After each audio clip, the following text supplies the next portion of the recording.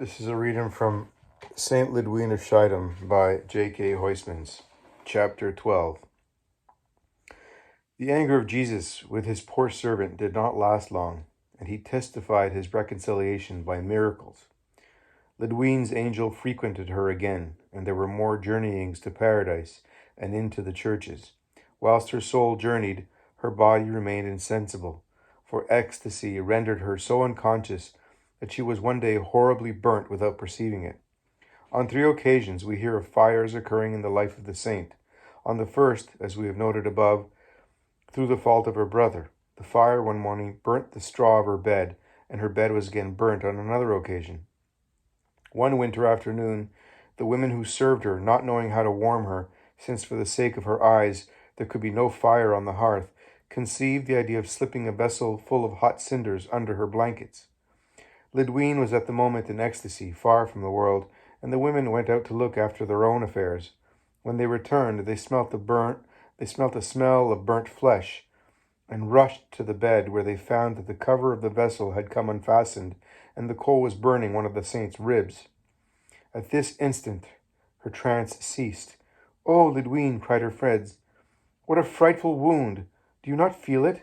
"Yes," she said, "I feel it now, but I did not suffer at all whilst I was with the Saviour."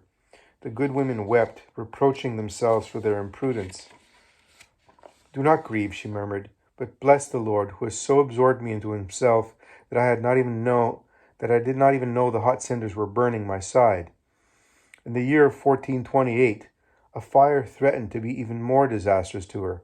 A few weeks before it broke out, Lydwine had exclaimed several times, "The wrath of God is on Schiedam," and in tears she owed to her intimates that she had offered herself as a victim to Christ, who had refused to accept her sacrifice. "What is going to happen?" they asked her. "A fire will destroy Schiedam, for the iniquity of this town is ripe, and the hour of the harvest is here. I cannot, alas, disarm the resentment of the just one." Then, addressing Catherine Simon, she added, "I know, my dear sister, that you have in reserve a certain number of planks which were left over in the construction of the house they built for you.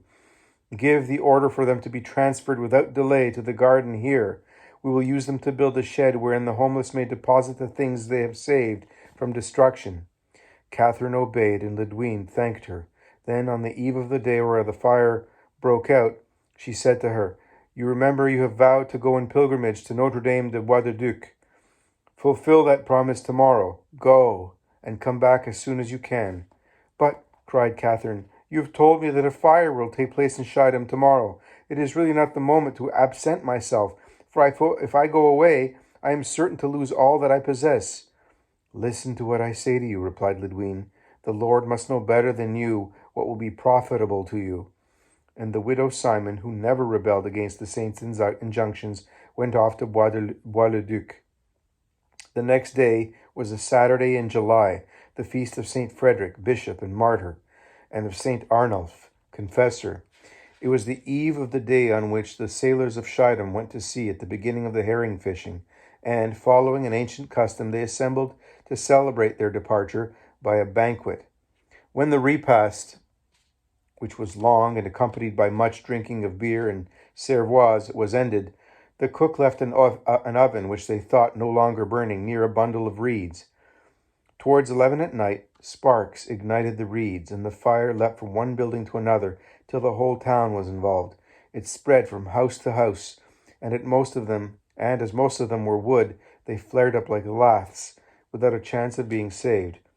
Fanned by the wind, the flames crossed empty spaces, licked up the gardens in passing, and burnt the trees, darting through the clouds of smoke. Great tongues of fire, which once they had seized on the building, did not let it go. The flames beat upon the windows, which burst before them, and forced the doors.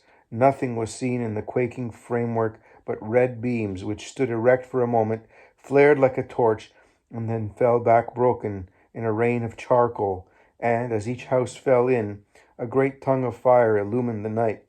It rained cinders and hailed fire, and one heard nothing but crackling furnaces, the noise of the beams breaking up, the explosion of barrels when their hoops burst, the cries of terror of the crowd which fled before these fiery serpents, and these wings of flame writhing in all directions.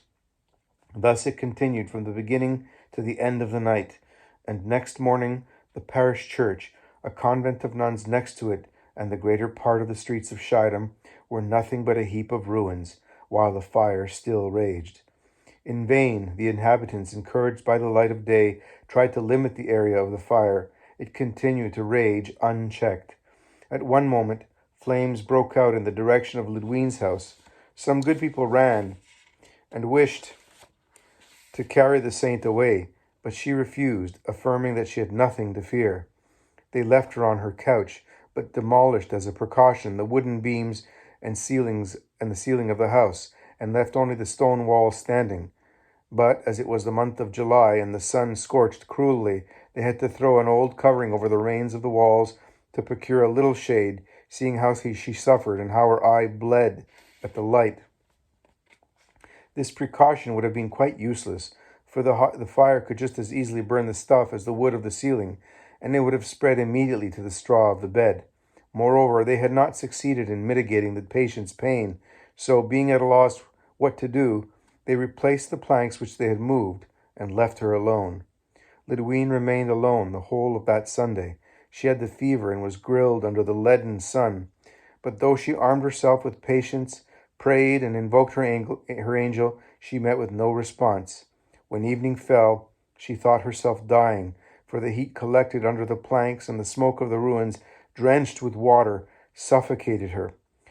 At her last gasp, she groped for a stick which usually served her to draw open the curtains of her bed, and also to knock when she wanted to call assistance.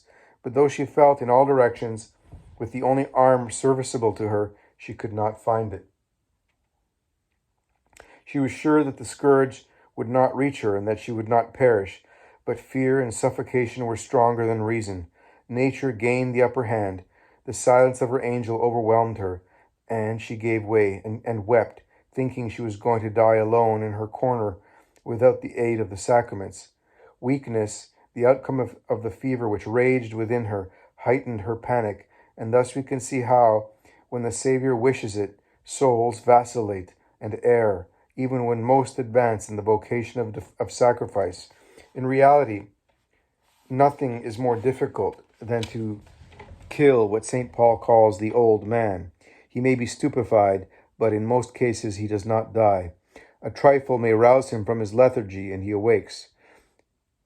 It is as if the demon watered the old roots in secret to prevent their drying up, and the first shoots which they produce in the shadows of the soul are those of vainglory, that special tear of privileged beings. Lydwine was far from indulging in this sentiment, but nevertheless God wished to humiliate her once more by permitting that she should doubt the efficacy of her prayers, that she should fly from peril and fear purely human dangers. Yet he was merciful to her weakness, as he had not been in the case of the grief she felt at her brother's death, because these trances were his work, because it was he himself who had imposed them on his poor servant, and the proof of his mercy is that he intervened at once to help her. The angel, till then invisible, appeared, and gently placed on Lydwine's chest a piece of wood about a yard long. She seized it, and raising it with difficulty, parted the curtains and drew long breaths of air. Next morning, when she looked closely at this stick, she perceived that it was not only heavy and rough, but still untrimmed and freshly cut from the trunk, and she could not avoid thinking that her angel would have done better to find her old wand than to bring her this ill-suited stake. When therefore Jan Walter arrived to know how she had passed the night, she gave it to him and begged him to have it trimmed. Walter visited the carpenters of the town, but their tools had been burnt, and they could not undertake the work. Tired of his search, he made a bargain with a barrel maker who still possessed an adze, and worked energetically at the stake. Sweet-smelling chips flew from it, and under the bark appeared the color of fresh wax. "It would be a kind of cypress," replied the man to Walter, who wanted to know what kind of tree produced this wood. "But," he added, "I have never seen any so scented and so hard." Then, whilst the persons who were looking on in the workshop stole the shavings on account of their perfume, he said to the priest, "Look here, I cannot properly shape your stick with an adze. It would be better to keep it as it is. Walter was annoyed at this delay and set out in quest of another workman. At last he found one whose tools had not all been destroyed in the fire, and this man set to work. But he had no sooner smelt the stick than he wanted to appropriate the chips which Walter wished to keep, and to have more of them he would have whittled away the wood in his plane to such an extent that none would have been left, had not the priest wrenched it out of his hands and fled with it. He asked Lydwine, when he took her back her stick, if she knew the name of the tree which had produced it. God knows, she said, and I do not. My brother, the angel, did not tell me. Later on, the feast of Saint Cyriac, the martyr, that is to say at the beginning of the month of August, the angel took Lydwine to the regions of Eden. There he reproached her for having valued his present so little, which distressed her very much, and he showed her the tree, a cypress of a particular species, and the place whence he had cut the bough, telling her that this twig would chastise the devil and would be an object of terror to him. And indeed, Brugman declares that he was present on such occasions, and that to approach a possessed person with this wand was enough to draw from him plaintive cries and to make him shudder from head to foot. A century later, Michael Desne, Bishop of Tournai, adds, "That is very true, as I have not only heard, but have seen with my own eyes, for I have seen demoniacs cry, grind their teeth, and tremble before a little piece of this wood." When the history of the stick was noised abroad, the town came in procession to the saint's house to look at it and to present flowers. It smelt deliciously, but a shameless person touched it out of curiosity, and thenceforward it ceased to exhale its resinous perfume.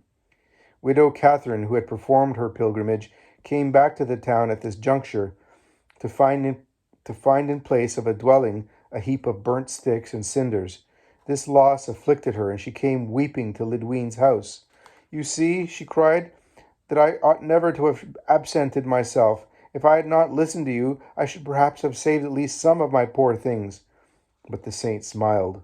"You have long wanted to take up your abode with me," she exclaimed. "Only the sacrifice which cost you most was to separate from that house to which you were too attached. Now that it no longer exists, what should stop you?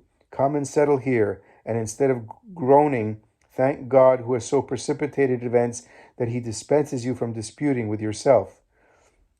And Catherine hastened to come and live with the saint, and did not leave her till the hour of her death.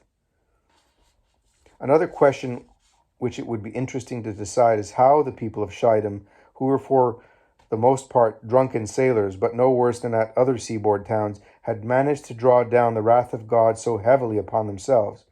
If we consider their attitude at the time when their late curé André was charged with having thrown the Eucharist into a heap of mud, we should say that these people had faith and venerated the body of the Lord, for they waxed indignant and wanted to chastise this recreant priest. If then they were neither miscreants nor haters of God, how can we justify the resentment of Christ? Thomas à Kempis tells us that they had jeered at the miraculous statue of the Virgin, and he cites amongst the offenders a priest and a woman whose open attachment to each other was a scandal to the people.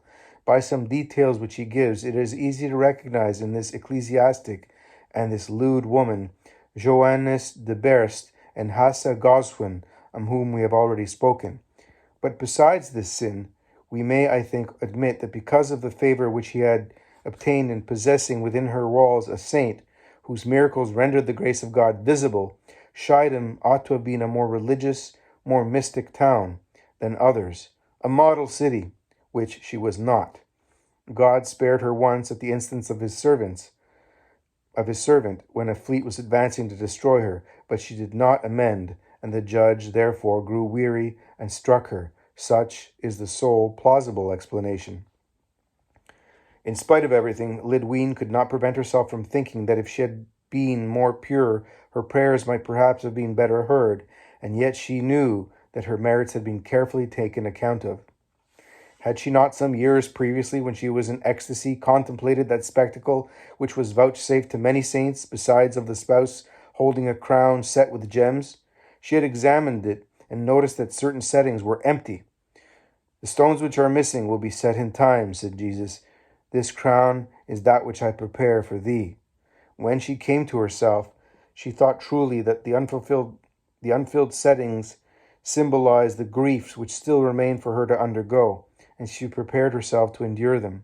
She examined herself closely and humbly, reconsidered past events, concluding that she had never offered to the well-beloved a heart truly free and a spirit entirely unoccupied. She reproached herself that she had never entirely freed herself from her own will, never entirely banished self from herself, never sufficiently sifted the dregs of this world, and she implored Jesus to put her in the way of expiating this self-indulgence by loading her with abuse and ill treatments, such as he himself had to bear. He satisfied her immediately.